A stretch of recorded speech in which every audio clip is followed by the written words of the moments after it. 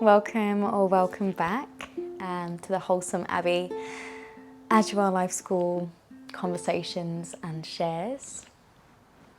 Thanks for taking this time to be with me and to hear what I have to say upon this topic. Today's sharing is around the theme of weaning, and specifically weaning from the boob, breastfeed weaning. Just to say, I am no expert in lactation, breastfeeding, child development, child psychology, but I am a mum who has lived experience and who meets life with curiosity, trust, a whole scope of emotional availability. And I always intend to nurture and nourish myself and those in my space. So with that in mind, I wanted to share upon the theme of our weaning journey and how it has looked, how it has felt. So to give you a little bit of context, my son River is now 18 months old. He was primarily and only exclusively breastfed from the start of his life until now. We introduced solids at 6 months, and I was feeding on demand from up until 4 months ago. So he's had 14 months of on-demand feeds and access to the milk bar whenever he wanted, and I was really willing and open, and I really loved that. It was a beautiful journey. And then we found out we were pregnant with our second little love being. Little starseed is 4.5 months in my womb at the moment. And honestly, the day that we found out we were pregnant, I had an energetic check-in and was like, I need to wean River. I need a gap, like I need a break in between feeding him, giving him that part of me, and then the next little one coming along and doing the same. I knew that the pregnancy would take a lot of energy out of me, so any further output of energy, I was looking to minimize my expenditure. So I was kind of open to going quite firm and quite strong, because I actually, in the first trimester, with the first few weeks, I was starting to develop an aversion to breastfeeding. If you haven't heard of this, it is quite common in pregnancy, if you're still feeding, to experience this, and it's a detest or a dislike, or actually wanting to be out of your skin or take your hair out when you're breastfeeding. For me, it was more so of I don't want to do this anymore. It's becoming more cumbersome, more time-consuming than it is enjoyable. So I did a little bit of research, and I sat with how I wanted to do things. I had already heard about one technique that I was keen to explore, which was with 2 plasters across your nipples. Because River is a shirt puller and would always get his hand into my bra and onto my nipple to tell me it was time for a feed, I knew that he needed something physical, like a physical barrier, to tell him that they were out of bounds. So taking on some advice from some research and some experts in the field that I had dropped into, and I'll pop the details below of some of the things that I read and the ebooks that I enjoyed. And I knew that to have a successful weaning journey, I needed to take my time. And so my instant thought of, I can do this, let's just do it, became more fluid and more graceful, understanding further that actually my physical body needs time to adapt to stopping producing the milk, and my little one River needed time to adapt emotionally to one of his biggest comforts in the world being taken away. We had done a lot of moving around in the first year of his life, so we didn't have a lot of landmarks in terms of his environment being his support system and his comfort blanket. It was my boob. Wherever we went, he was on the boob and he knew he was safe. He knew he was looked after and nurtured. So I needed to accept that that was going to be more of a process and a journey. So to begin with, we started to drop one feed at a time.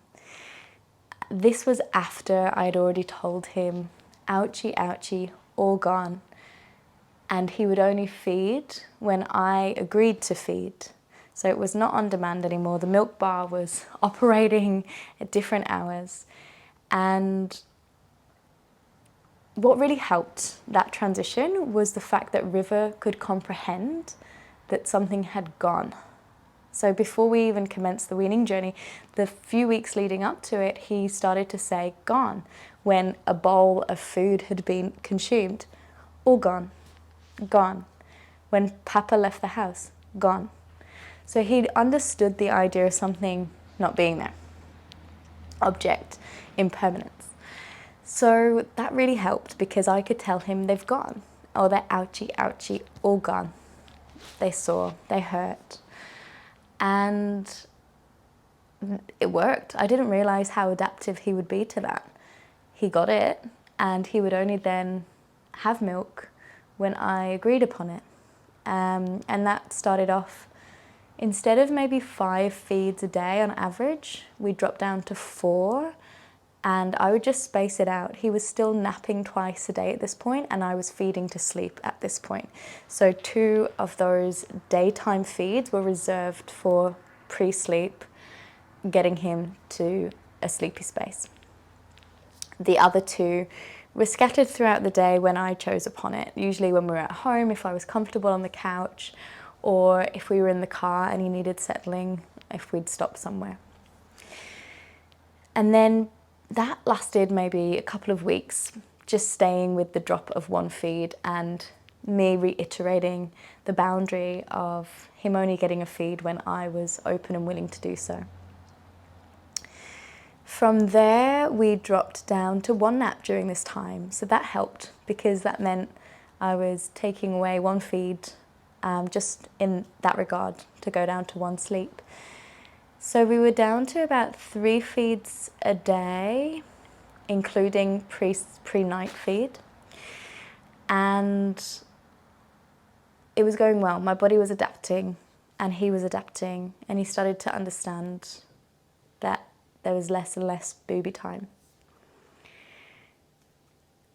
And then more recently, with his only 1 nap a day, we dropped down to 2 feeds a day. So 1 for that nap time and 1 before bed.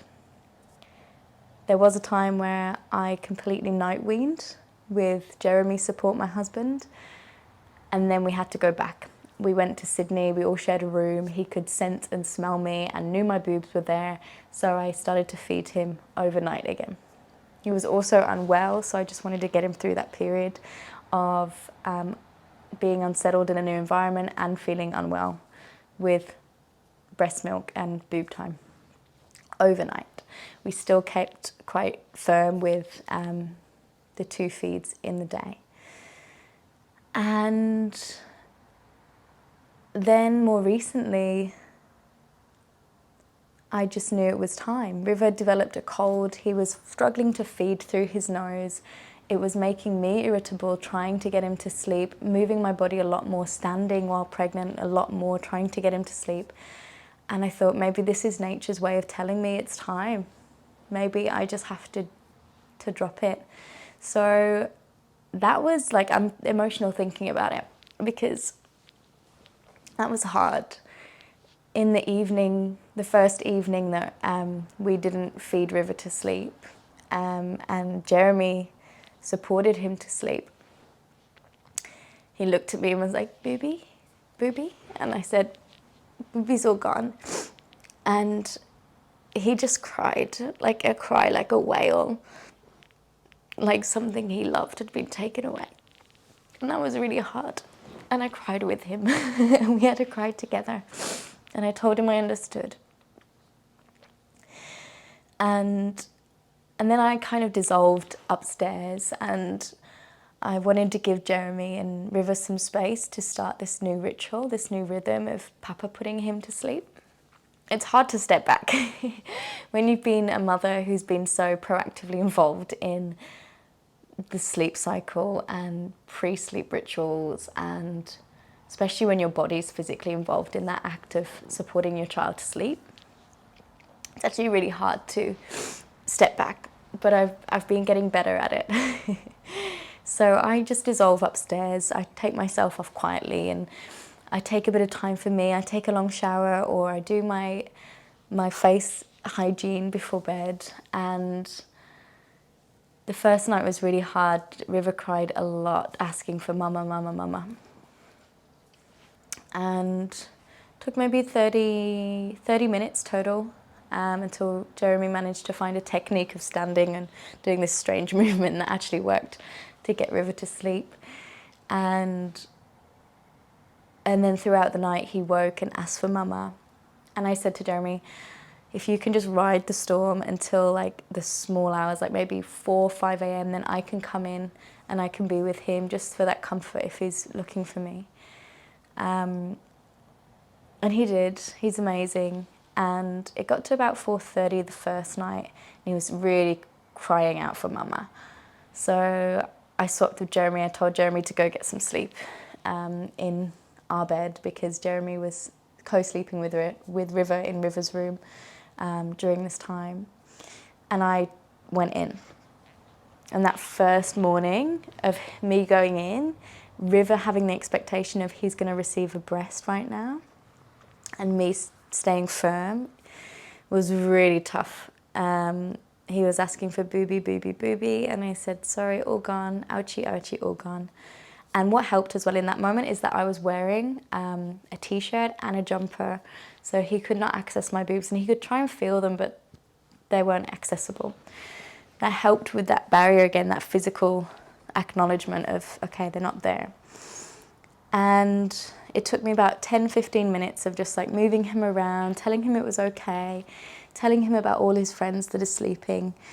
And then he found a new technique of supporting himself with my body to sleep, which is to hold my head and my neck really close into his chest. And he slowly fell asleep as I sang literally into his chest. The vibrations maybe helped. And that has been his new kind of soother for the last few nights. We are now about 4 days into fully weaning River. And the transition's really big for me, because I was in my rhythm, I was in my routine where for his day nap, I just get him on the boob, rock him to sleep. After 5 minutes, he's asleep, and he's asleep for about 2 hours on his single nap, which is amazing for everyone. River got that beautiful depth of sleep, that quality. I got time to do what I needed to do. And then with the weaning and his cold and his inability to suckle anyway, I started to find alternatives. So I've been driving him to sleep, which isn't ideal. Like, it's not ideal, but it's the way that it's going at the moment. And I think once he gets more settled in with no booby and Papa being involved in his sleep support, then it can be interchangeable with me doing that and doing the same thing that his dad does, or reading to him till he sleeps, or finding a new technique. But for now, we're in the transition, and he's car sleeping in the day. And sometimes that only lasts 45 minutes. Sometimes it lasts an hour and a half. So it's a little bit less predictable, which has been quite tricky, but we're just riding it. This mama has had like full night's sleep, albeit with a few toilet breaks, because my bladder is getting pushed upon by a new baby anyway. But this mama has not been woken throughout the night. And when I say throughout the night, River has always been a wakeful little one.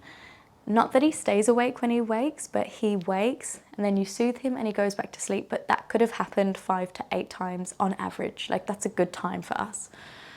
And now, after fully weaning him and just with Jeremy consistently being there to support him back to sleep, he's waking once on average a night.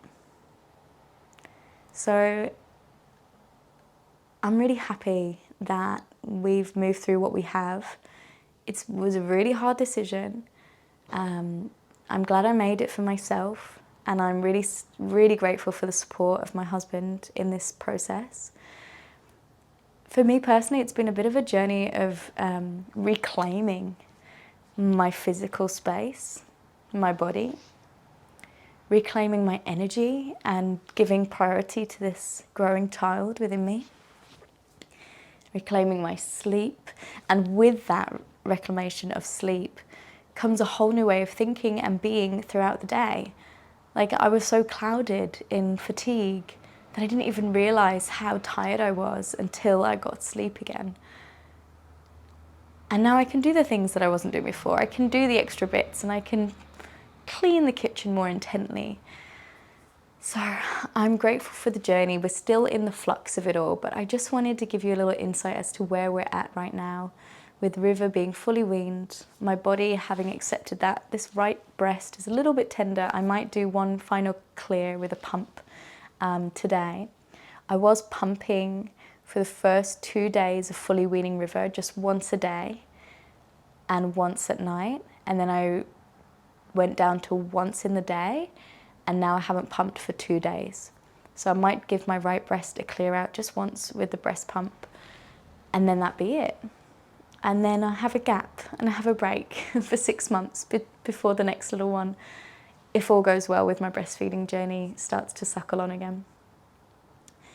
So big transition, big emotions. River's been expressing a little bit more oomph, anger, energy, because I think something he really loved has been removed. So holding space for him, holding space for me in this transition. And I've just been trusting, leaning into trust, and mainly trusting my husband to give River the nurturing support that he needs. And within that, it's been a beautiful tale within itself of their bond having an opportunity to deepen and expand. And it's incredible because even throughout the day, River's more conscious of where Papa is and what Papa's doing, and wants Papa a bit more, and that's beautiful. It's starting to equalize. And I've also heard that there's a time in the parenting journey, especially if you're co-parenting and you're in a relationship where the primary caretaker is you and the secondary caretaker is your partner, male or female, might not associate to gender, but when they step in, there's like, it's an initiation, and it's a rite of passage for them to go through to strengthen their bond. And the primary caregiver can step back and say, okay, I've done the initial part of my giving, of my service, of my love and devotion, and now I choose to trust here, and I invite this person to take more on so that I can do less within this. So there we are. That's where we're at.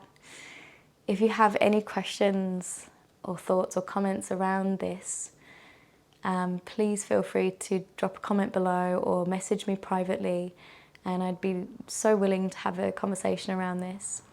I know for sure with this next baby, I'm going to try my very best to not have the rhythm and the sleep ritual of breastfeeding to sleep, even though honestly some of the best moments of parenthood for me so far have been witnessing my child fall asleep at my boob.